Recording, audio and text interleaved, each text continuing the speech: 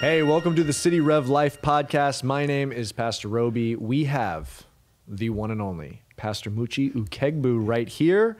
We are going to be talking about being a city changer in here in a moment. Glad that you've joined the podcast. We'd love to encourage you to subscribe. That way you get every single new episode of the City Rev Life podcast. But we have some important business to discuss. First of all, one of the last podcasts that you're on, we talked about our mutual love of mangoes. I'm so sorry. And you told us that at the time, currently, you have a mango tree. And what, isn't it mango season? And so I would love to receive now the mangoes that you promised that you'd bring me. Did you bring them to me? I'm so sorry. You didn't? I feel shame. I feel so ashamed. He doesn't. You know what's feel fascinating? bad. I literally, because my wife she had a meeting this morning and she was leaving out and she grabbed some mangoes. And I was like, you know what? I probably should grab some. But you're blaming your wife. I am totally pulling an Adam. Passing the buck. It was the wife you gave me, oh All Lord. Right, but when Adam. I eat a mango, okay, I like to slice off the side and score it and then pop it out like porcupine. Yeah, like the bowl. Yeah. It's a new thing I discovered in the last 2 weeks. You did? Where you eat it with a spoon? Yeah. It's the best thing ever. All right. Yeah. I didn't know about that until one of our pastors was like, hey, you know the real way to eat a mango? And he showed it to me. I was like, this is... Oh, yeah. That's the way. That's the way. It's all right. the way. We here at City Rev, we affirm, and also the Brook, affirm the Brook is the church that Pastor Muche pastors in Miami. We love the Brook. We love Pastor Muche. We are talking about being a city changer in a time like this, a time of racial tension. And let me just start by city changer. What do we mean by that? Our stated vision as a church is to see South Florida transformed by the power of the gospel in our generation. And so we're part of that movement. It's one of the things I love about Muche, love about the Brook. They love the city. They love the city that we love. And the way the city is going to be transformed, it's not going to be by one single church.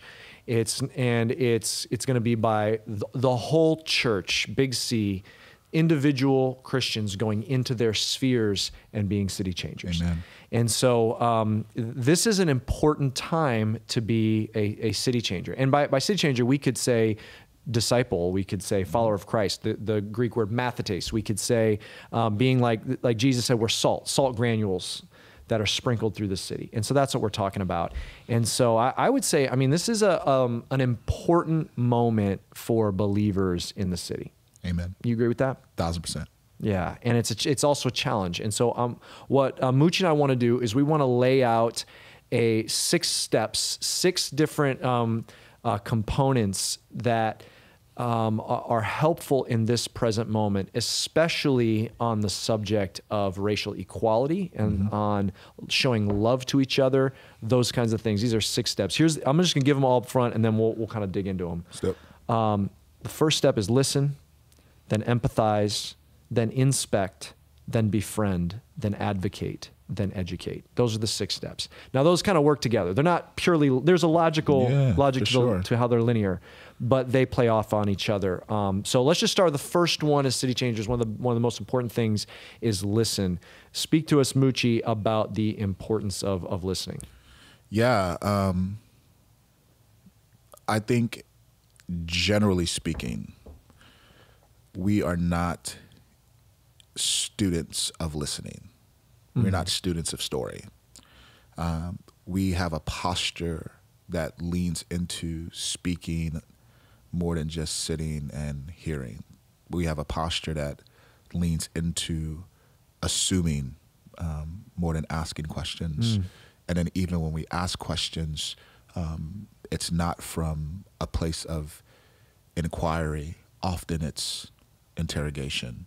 And so the idea of listening, to listen well, to become a student of story, to me is to take a posture that says, I will seek to understand before being understood.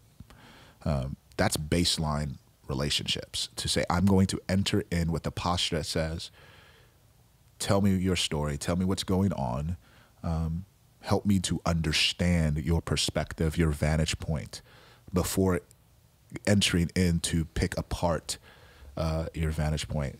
That to me is difficult, but it is step one.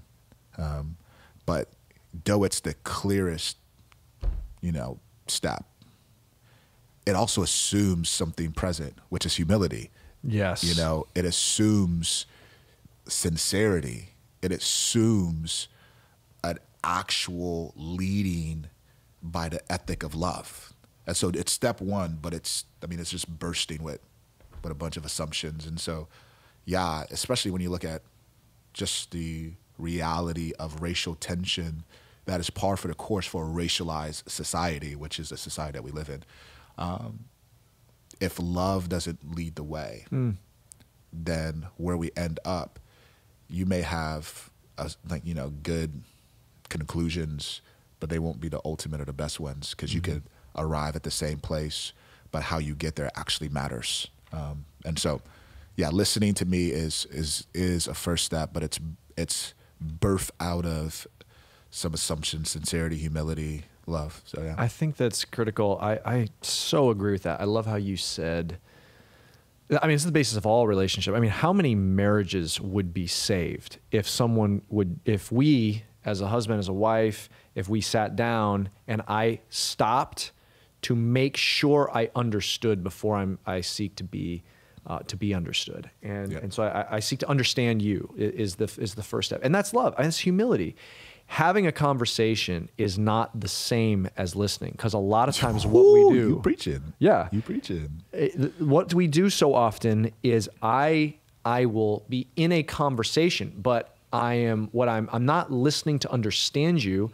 I'm listening to springboard into the points I want to make. Yes. Which isn't really a conversation. It takes on the appearance of a conversation, but the reality is more like a debate. Yeah. And I have resolved that if I'm going to be in a debate, I'm going to clarify that we're in a debate. But if it's a conversation, then it's a conversation. Yeah. And so in a conversation, I am not going to try and pick apart your ideas as if I'm trying to win a debate. Yes. Because the goal of a conversation isn't win, loss. The goal of a conversation is intimacy. It's love. Good. It's human. Yeah. Does that make sense? Absolutely. Yeah. Yeah. And so I think, especially in an age that is so saturated with information, there's YouTube videos, there's social media posts, there's all kinds of things. And that's not a bad thing. We just have to know how to steward it. But that gives us as Christians or anyone, the ability to stay in your echo chamber. Yes. And only be around things that are reinforcing what you believe. And so then what can happen, if that's the only space I'm used to being in, then when I'm in an actual, what should be a conversation, I am just listening for something that reinforces what I already believe. I'm just looking for something that gives me confidence that, yes, I've been right this whole time. Yes. Rather than stop and say, have the humility. You're exactly right. Humility is the bottom line for listening, because it assumes you have something that I can learn from. Yes. And you have an experience that's different from me, that you're gonna deposit something in me that I don't already have. And it is basic humility to say, I am incomplete. I'm not going to be complete till heaven. And that God has given me the people around me that I'm going to listen to. And that's proverbial wisdom, like from Proverbs, literally. Yes. Proverbial wisdom is to listen and from a space of humility to learn and to seek to understand. And if I'm really doing that, if I'm really doing that, then I don't need, if I really am wise enough to say, I want to learn from you because that's a win for me. Yes. Then I'm not waiting for my turn. If I have this drive, it's like I'm waiting for my turn to get back in there, that probably means I'm in the conversation for the wrong thing. Bro, can I add to that? Yeah. Not like I'm waiting for my turn, because we're in a conversation. Yeah. But to me, even what you're getting at is the reality that you can listen well without agreeing with what you hear. And I think oftentimes we take a posture that listening means agreement. And it's like, nah, it's just I'm intaking where you're coming from. And I think part of the challenge is we're afraid to be associated with certain things. So even in conversations, we're like, yo, if I just shut up and I don't interact with what I disagree with, am I giving approval? And it's like, nah, I'm just hearing what you're saying. So I totally agree, bro. And I just think it's one of those things where if we could really capture not just the tool itself, Yes, but the heart, the trajectory, the posture, then I think it sets us up for success. yeah. Listening, I think you're right. Listening does not mean I agree, but listening helps me understand.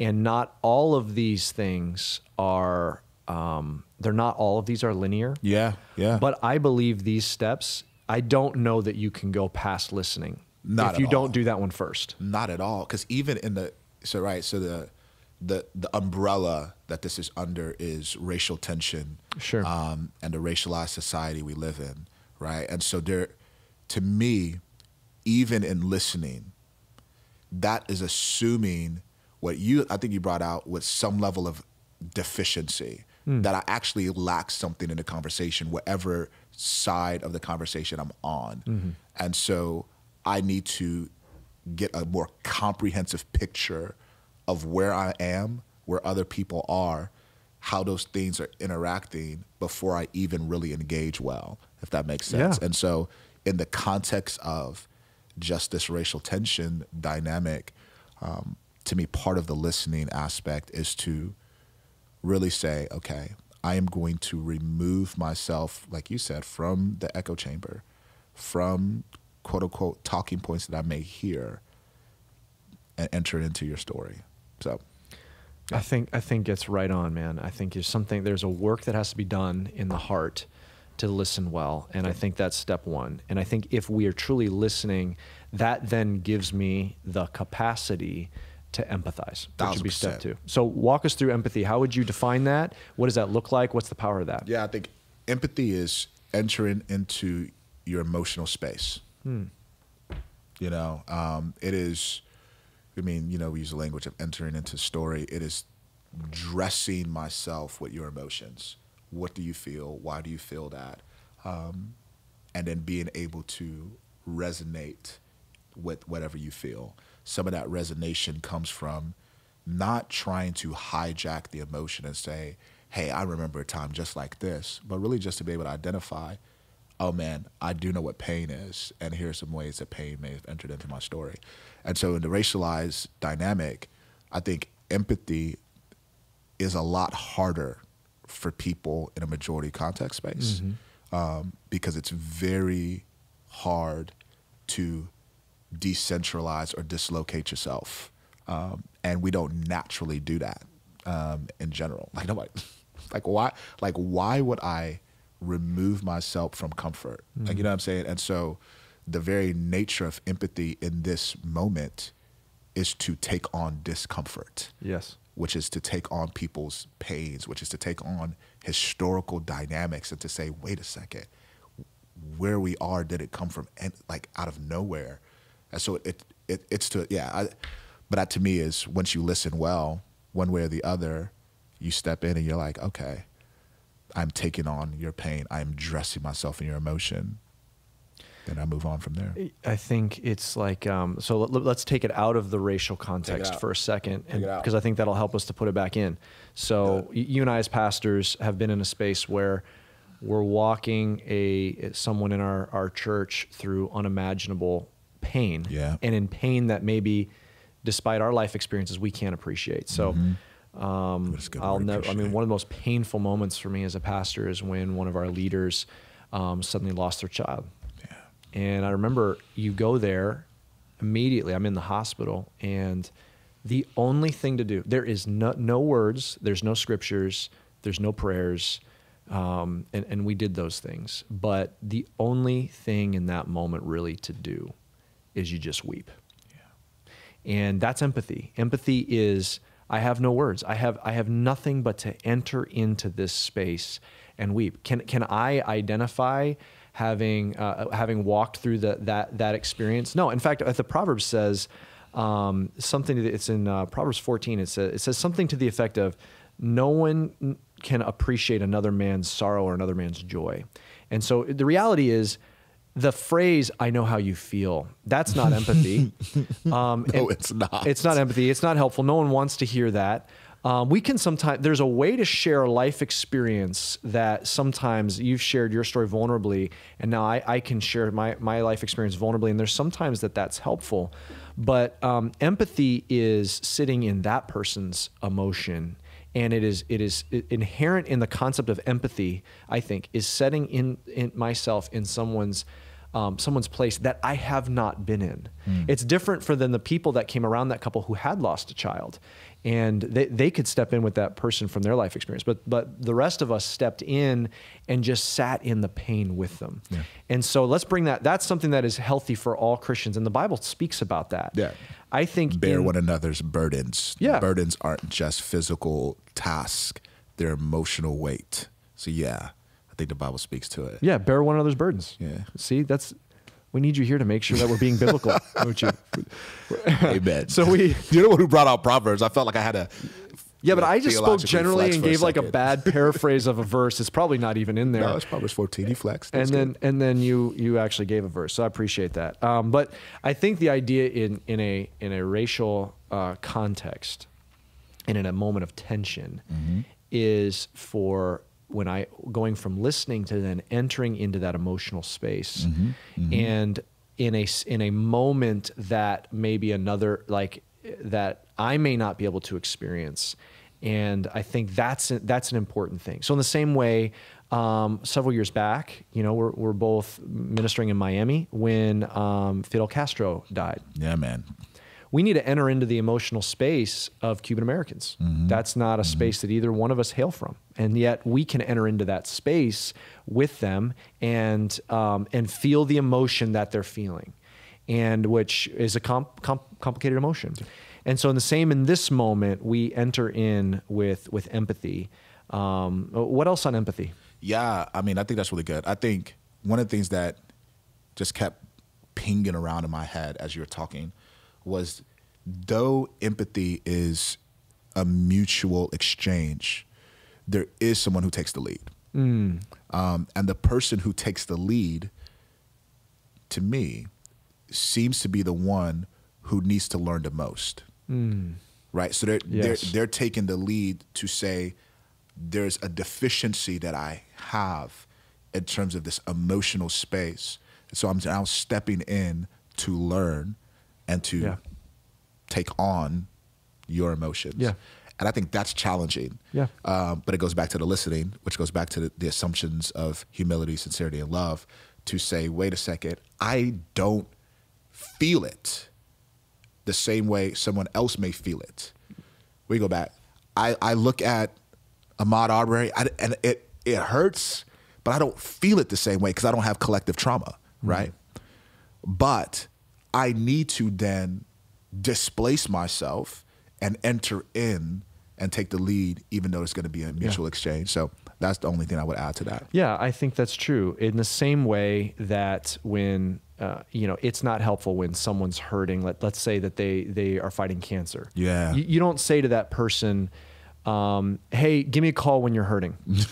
Well, that's not, don't give me a chore. Ooh, my brother, that you just Holy Spirited my soul in Jesus' name. What we do is we take the lead when someone's hurting. And so I think we just be more direct. I think in this season where those that are in the Black community, they're hurting, they're feeling things that I may not feel as a white man.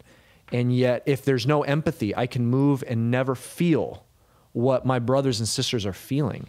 But I want to enter into that space, and not to say, oh, I can understand. I could never understand, but I can enter into that space emotionally. And I think, to your point, and I think you've said this very graciously, Muche, I think it's on me to take that first step. And I think to enter into that space and display empathy in that moment.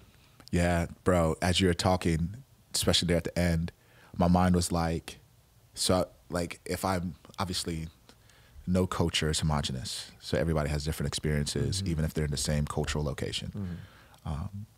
There's a sense where at times it feels like in certain moments, I don't want empathy.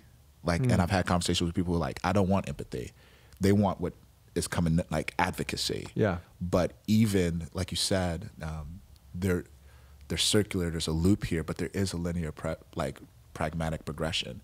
And so even for the people who may be in a community that's experiencing pain, you will not get good advocacy without authentic empathy. Does that make sense? Because you'll deal with presenting like problems and not latent pain. Does that make sense? And so that's what my mind was thinking. Is like, man, like, yes, like there is a proactive responsibility, I think, for people who want to listen well and enter in to displace themselves. But there's not this abdication of responsibility to actually receive the entering in. Wow. Does that make sense? Which I feel like in this moment, and that's not just in this racial tension, that's all pain. It's like you do get to a spot in pain where you just want the hurting to stop. Yep. In any situation. And that's a fair place.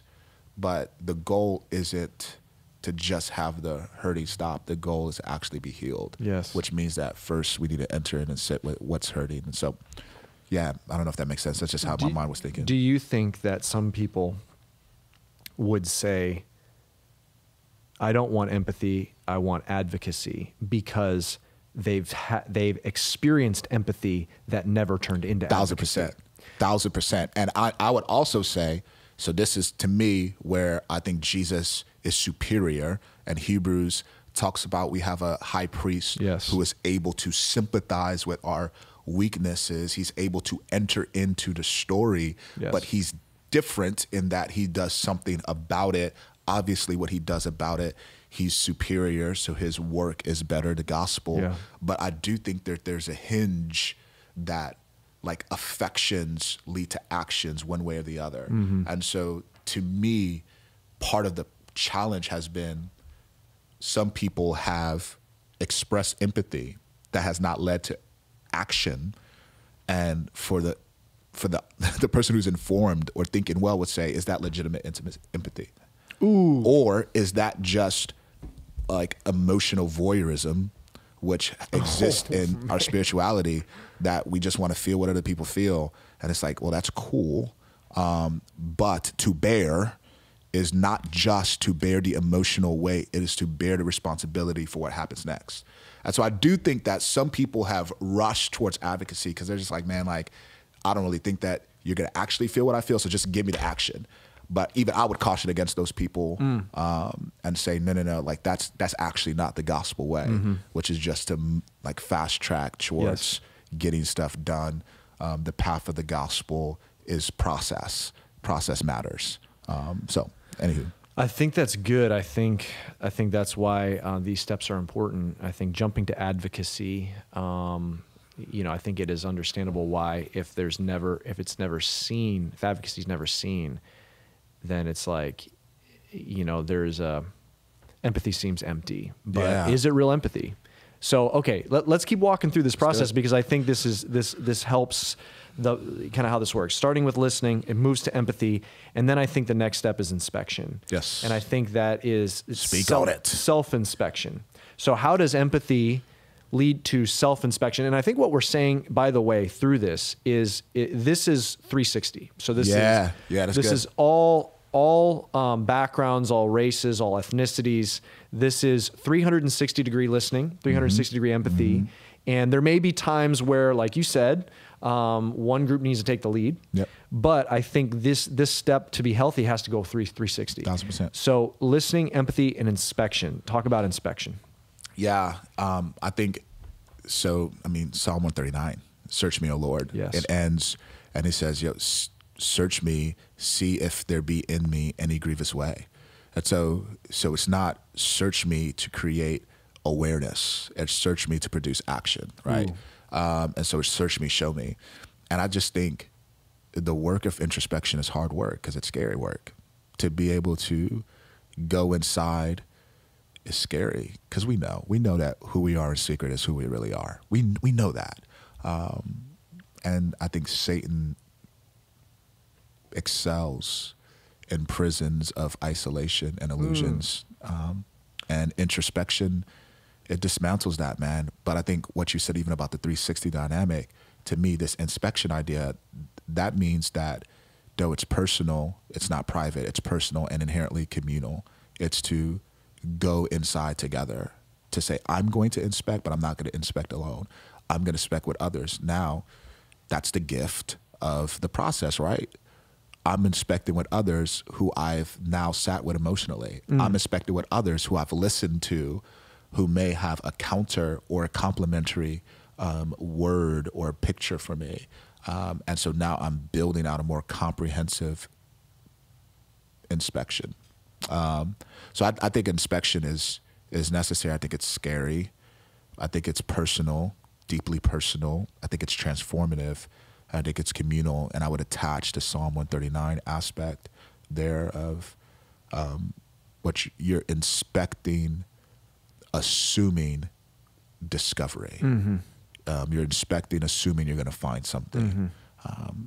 And that's not that you're searching for that which is wrong, as much as you just know, like, we're complex humans, and I'm not going to untangle all of the complexity in a moment. And so every time I look inward through the lens of the gospel, through the lens of the scripture, through the lens of community, like, there's something to be found.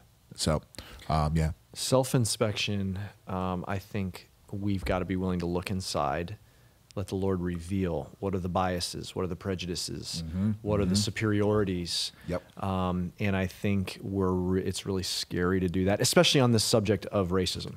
Of course, because nobody wants to discover that they have actively or passively participated, contributed to racist ideology being spread. Who wants that indictment? Who wants to wear that? Who wants to wear it? I don't want to wear that. Yeah. Do you want to wear it? Like, No. Nobody wants to wear that. But here's the beauty, and this is why, again, I think it's spiritual. Like, Jesus disarms shame of its power. Because I don't want to wear that, but I don't have to. Yes. Like, I may have to own it, but I don't have to wear it. Yes. This was here. But praise be to God that we have an advocate. Yes. Who says, yeah, this was here, and yeah, some of this was wicked beyond your wildest imagination, but guess what I did? I died for your wickedness as you were, not as who you will be on the other side of this. And so, sorry, we don't want to wear that, but I don't think we have to. Yeah, we're new creations. 2 Corinthians 5:17 is a big deal. We're new creations. Yeah. And I think in this season of racial tension, every Christian, regardless of background, life experience, ethnic background, economic background, educational background, age, generational background, and this is a moment for every Christian to do some self-inspection on what is in the heart. And I love what you said, that it should be also in the space of community. Some of us don't even have the courage to do it privately. Yeah, man. We've got to do it privately, but it takes more courage, but it is so biblical and so healthy to do it in the space of relationship.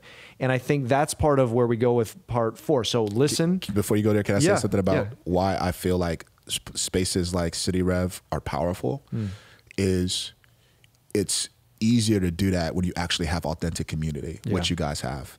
And it's easier to have a better comprehensive picture when you have diverse community, which you guys have.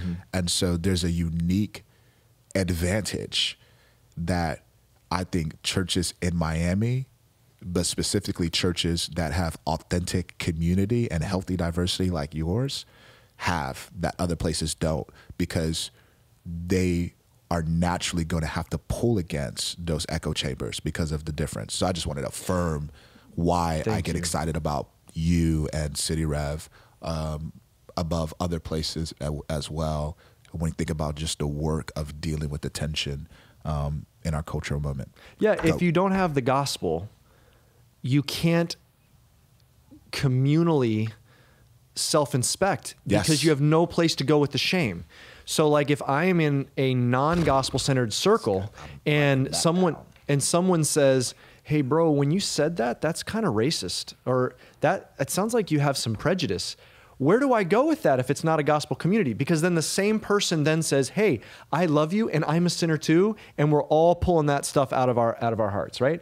And so you've got to have that gospel community to be able to do community self-inspection.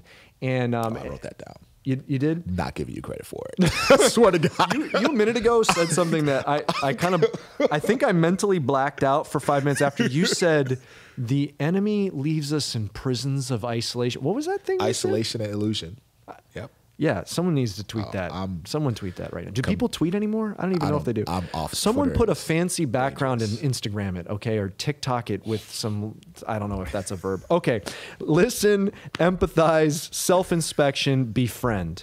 This is the community piece. With befriending, that is where we're talking. I'll give you a minute to regain yourself. No, just TikTok it. We verbed it. Amen.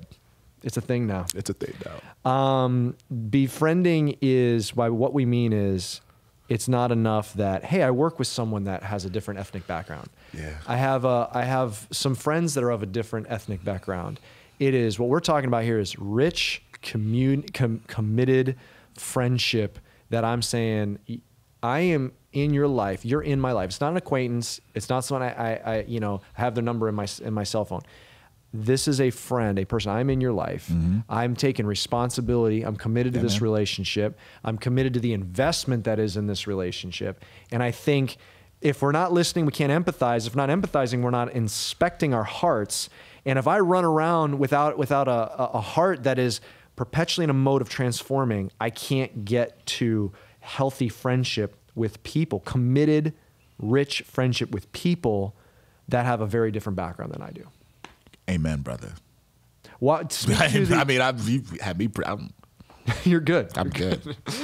Tell me about your perspective, Muche, the power of friendship within the Christian community in speaking about this racial tension and speaking about being agents of change in our city, being salt in our city. There's a power in friendship that happens.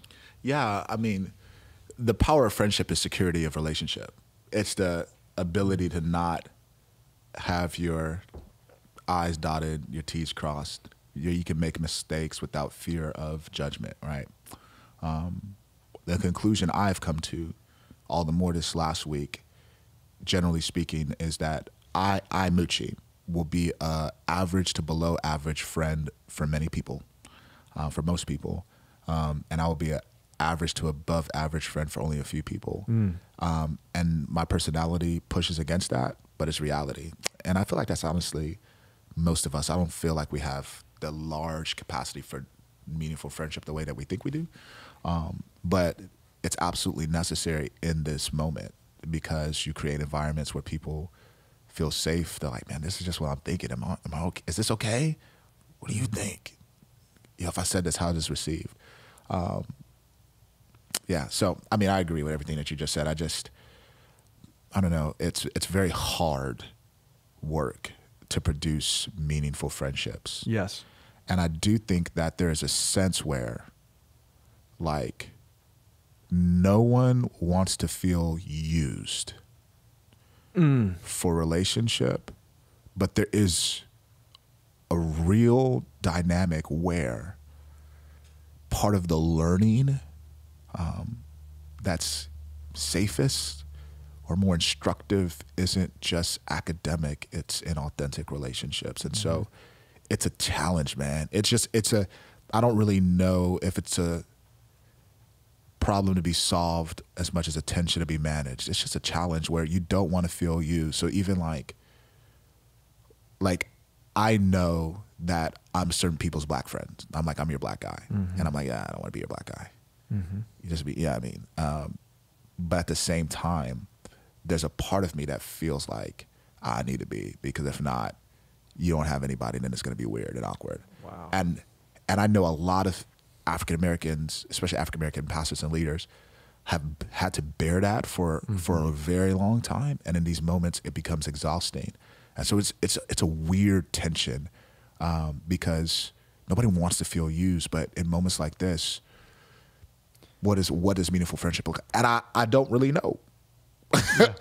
I think we know the starting place, though. I think the starting place is when I see a relationship The difference between, I think, a friend and a meaningful friendship is if I see the relationship in terms of what it does for me, then that's not love, right? Yeah. But if I'm in it because not that I get nothing. I mean, I'm not in. I think anytime someone's like, "Well, I'm in it for what it does for you," that's patronizing. Yeah, okay? That's patronizing. But it's paternalism. But I think there's a selflessness that I'm committed to you because I love you, I care about you, and there's a mutual sense in that. And I think what happens. So go back to this process: listen, empathize, inspect, befriend. Inspection is healthy to come before befriend for the dynamic you just talked about. If I don't, so as a white dude, if I don't want to inspect my heart, then I'm going to justify, I'm not a racist. See, I have some black friends. But what am I doing then? I'm using that relationship for me. Cover. It's cover. It's cover. Rather than I actually have done some self-inspection. I know where I'm at. I know what the Lord needs to do in my life. And I have people that speak into my life. And I have people that I love that are of various ethnic backgrounds. And when I say that they're my friends, it means that I care about them. I may call them in a moment like this because I know I need to empathize with them and walk into that relationship. And it's not about what that person does for me, providing cover, like you said. It's not about what that person does for me. It's that I love this person. I'm in a active friendship with this person.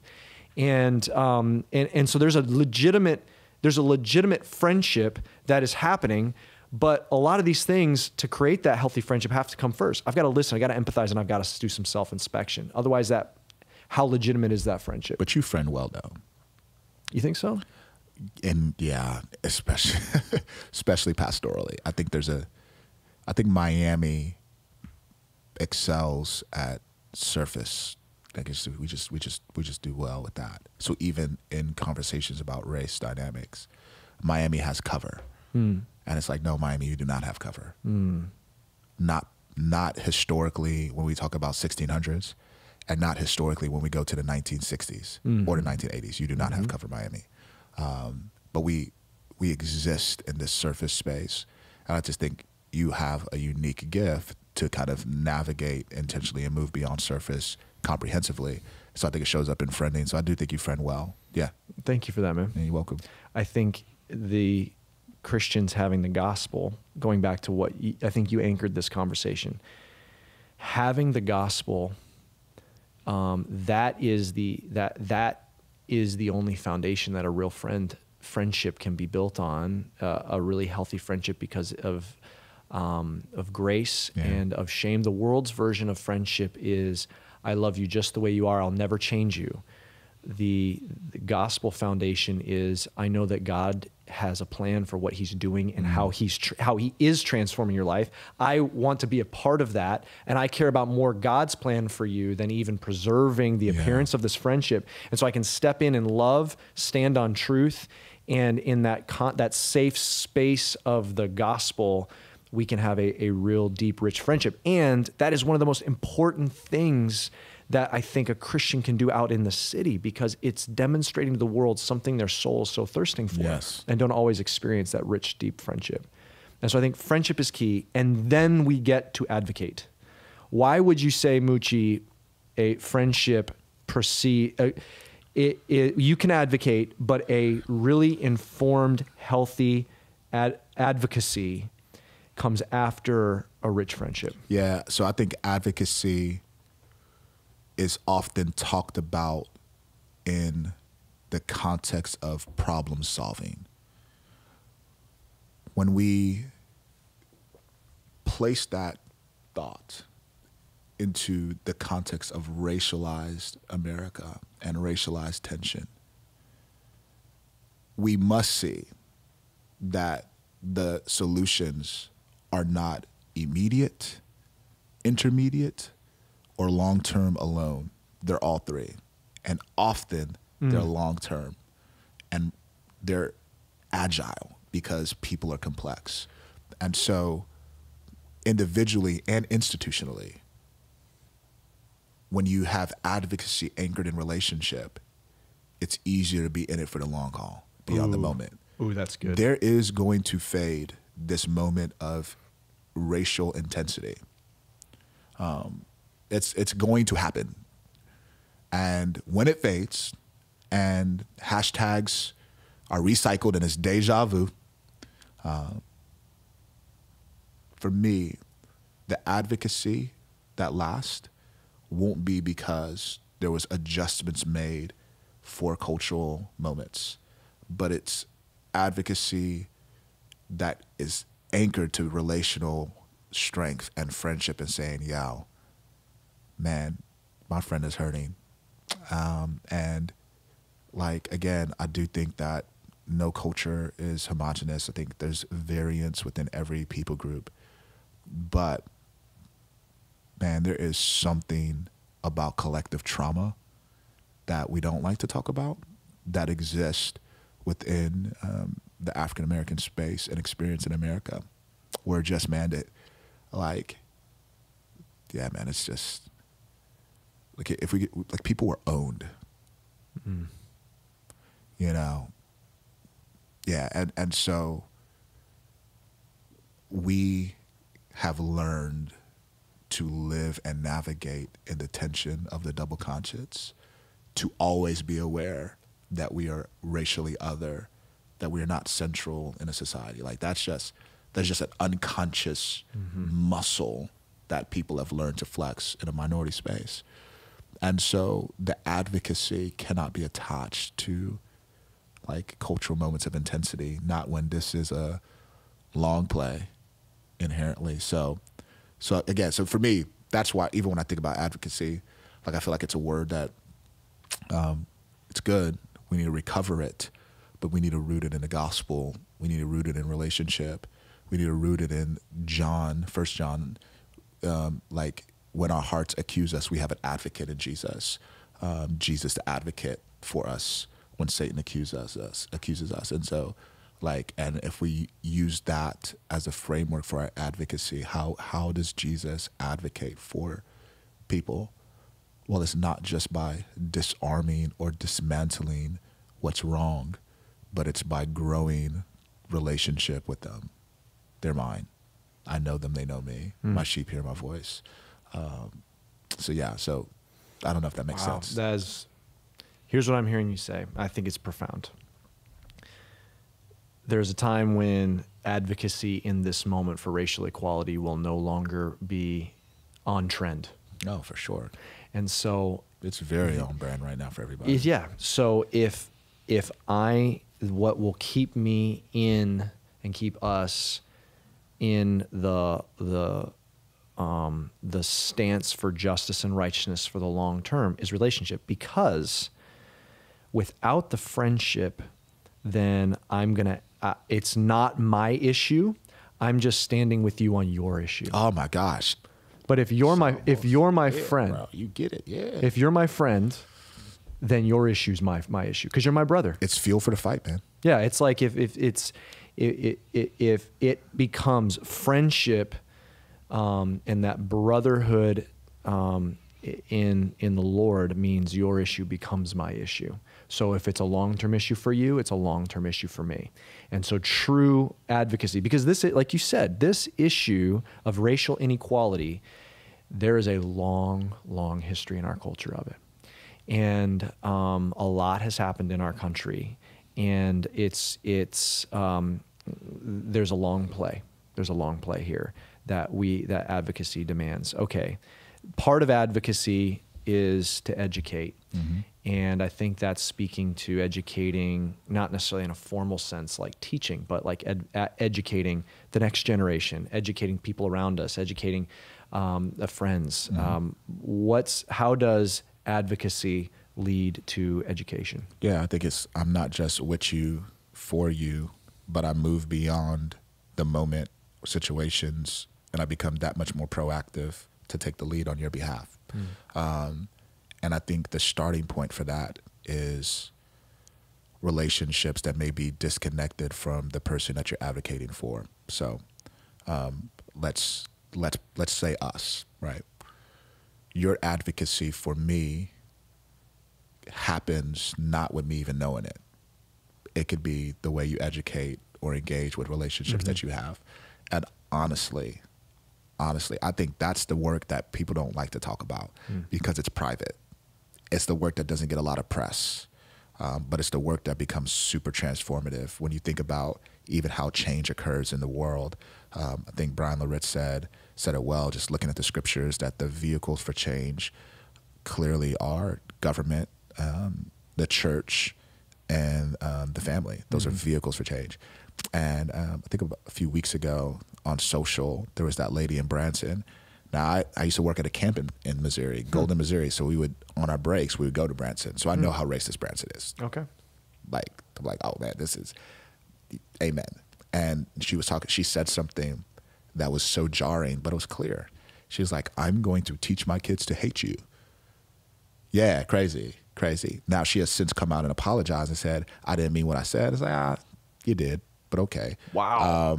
And to me, that goes back to the work that is private, it doesn't get as much press, is to do that, to educate people that we may be in relationship with, so that they break the cycle, that it stops with them. And I think it is that one of the hardest spaces is, I think, educating a friend or a family member. And a lot of times it's a generation, like a generation older than you. Yeah. Where you hear something in your family, you hear something in your extended family, you hear something in your small group, you hear something in your friend group, and figuring out how, in a loving way, to pull someone aside and say, hey, when you say that, this is how that makes someone feel. And, or even, hey, when you say that, you may not be considering X, Y, and Z.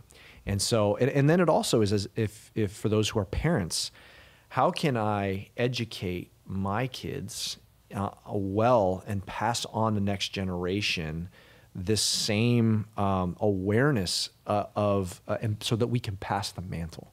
And so I think advocacy, part of advocacy is educating. Yep. But I think it's such an important one. It kind of deserves that kind of like last step where we're educating those around us.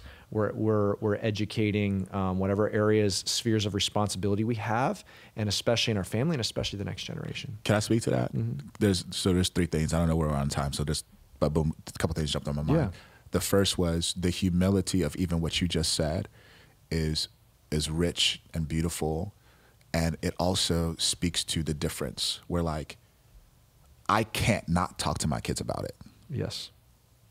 Like, right. These are conversations I had, like, so why do I have like locks and they have wavy? Like, Right. So I can't not have this conversation. Right. Whereas certain people in a majority context, Yeah. the vantage point of the conversation is different, if that Right. makes sense. Which leads me to the other thing, which is like education also means that we begin with the end in mind, which in this context is the whole city changes dynamic. So what are we educating people towards? That matters because the end in mind like affects the starting point. And for me, like, I have gained new resolve that my goal is not that everybody's going to come to the same conclusions on everything just because I'm like, man, that's just not where we are. As long as we come to the same conclusions on the right things, amen.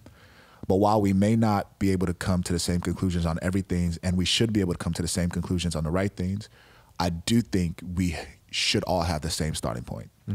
And I think for me in this conversation, this larger racialized, racial tension conversation, the starting point is an acceptance of a basic truth, which is that every single human exists in a cultural context, has had cultural location, so they're located culturally, and they exist in a historic context with historic implications.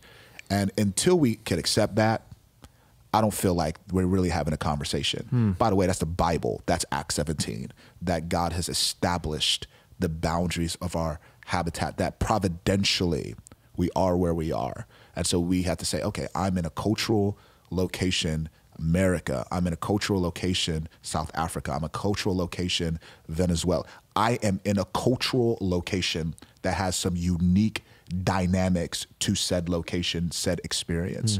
But that cultural location is not divorced or detached from a historical reality. We are not historical. That is chronological arrogance to either assume that we're living in the best time now or to assume that people haven't done stuff in the past. It's chronological arrogance. And so we have a historical context that we were birthed into. And so for me, when I think about education, man, we're not all going to come to the same conclusions, and that's fair game, even as long as we come to the right conclusions about the right things. But at least can we start at the same place, which is you didn't just show up. Like nobody just showed up in this world. But there's history and there's culture, there's context that has created the environment in which we live in. Let's engage with that with integrity and intellectual honesty. And above that, eyes from the scriptures that say, God, what are you doing? If that makes sense. Oh, yeah. We're not, this is what I'm hearing you say. We're not raising city changers if we are cleaning up history for them. Yes.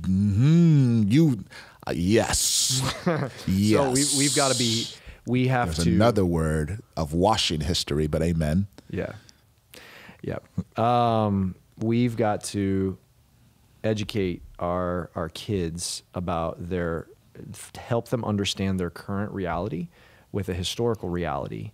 And in order for them to be leaders in our city for justice and righteousness. And so educate, I think, is a piece of this in a time. And educate in an age-appropriate way and a culturally appropriate way. Absolutely. And in a way that helps them understand part of the end goal is reclaiming a theological reality that every man and woman is made in the image of God.